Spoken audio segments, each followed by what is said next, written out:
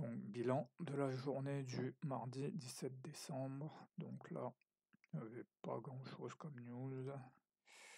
Ensemble du calendrier de la semaine. Je sais pas pourquoi j'ai mis le GPB-USD là-dedans.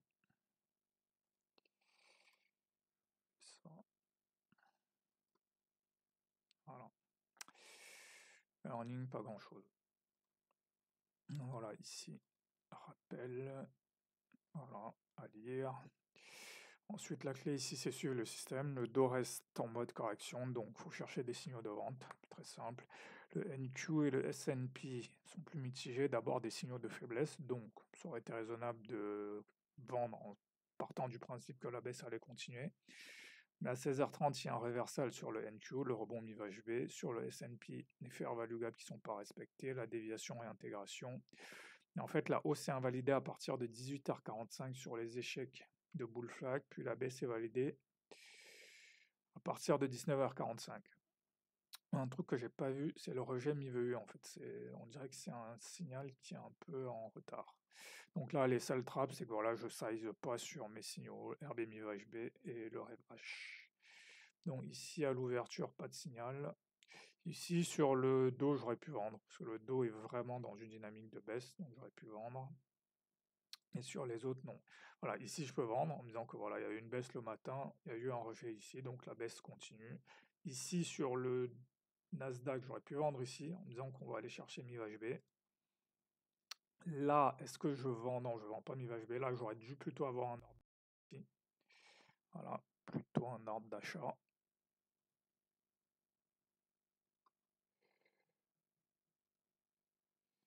Un ordre d'achat.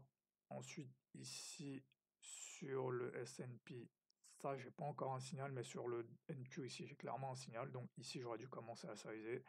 On passe sous mi-VHB et puis on repasse au-dessus. Donc là, j'aurais pu acheter ici.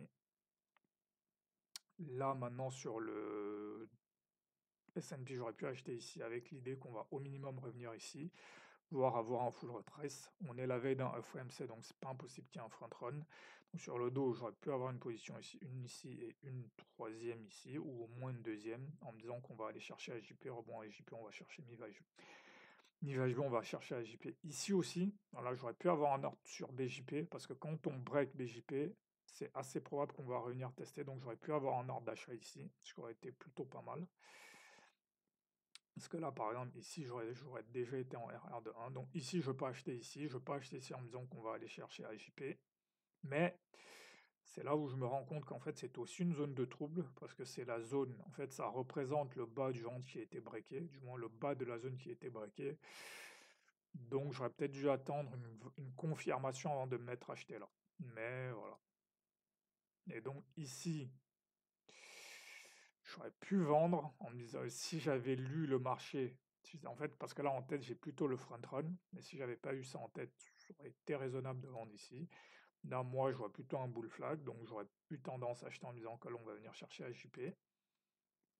Mais toujours, rappel maintenant, quand il y a un bull flag, il faut être prêt à vendre sous le bull flag, parce que si ça échoue, probablement que la baisse va continuer. Donc là, c'est le premier échec, voilà. Là, je dois commencer à me dire ici, à partir de 18h45, que là, la hausse a probablement échoué. Voilà, donc ici, je peux commencer à vendre, parce que là, le bull flag a échoué. Ici, mon ordre de vente serait par ici, sur le NQ. Sur le dos, il n'y a pas d'ambiguïté. À partir de 18h ici, c'était clair. Ensuite, ici, je pouvais enchaîner les ventes. Voilà, et là, ici, 19h45, une fois de plus, l'heure à laquelle souvent les baisses se débloquent. Donc là, j'aurais pu continuer à vendre ici pour aller chercher au minimum cette zone-là. Un autre truc important aussi, c'est l'évolution du front run.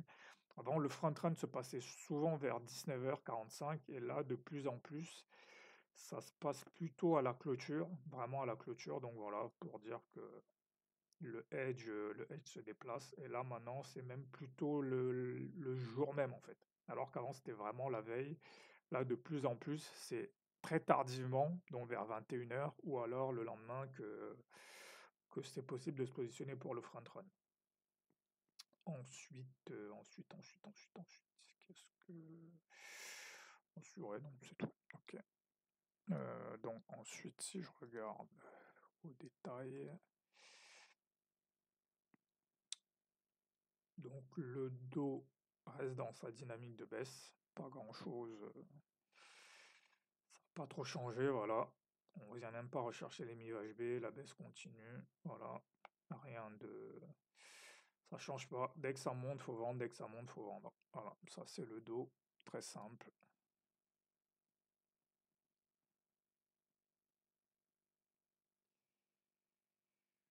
Ensuite, le Nasdaq reste malgré tout dans sa dynamique de hausse. Voilà, les MIV-HB restent une zone de protection, donc ça reste dans une dynamique de hausse. Il y a pas, ça n'a pas changé cette divergence. Ici, le matin, bon, il n'y aurait pas eu grand-chose. Une espèce de petit range de limit order morning. Ensuite, ici.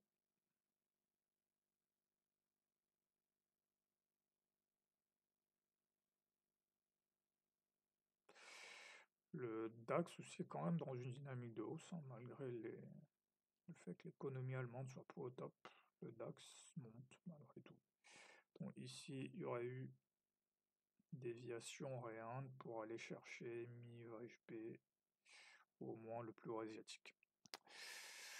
Donc voilà. Donc ouais, vraiment le truc, et deux points importants à souligner. Ici. Ah oui, je n'ai pas regardé le M5 du Nasdaq. Donc ici, c'est vraiment ce truc que j'ai pas vu. Cette baisse sur la session asiatique, baisse sur la session EU. On revient chercher cette zone. Et là, faut pas penser que c'est un reversal, mais plutôt que c'est juste de la recherche de liquidité avant la baisse. Donc ça, c'est un truc auquel que je m'attends plutôt à voir vers 14h30, mais a priori, il peut aussi se produire vers 19h, donc à retenir. Et ensuite, voilà, le fait que maintenant, il faut peut-être chercher le front run vers 21h30, 22h, à retenir.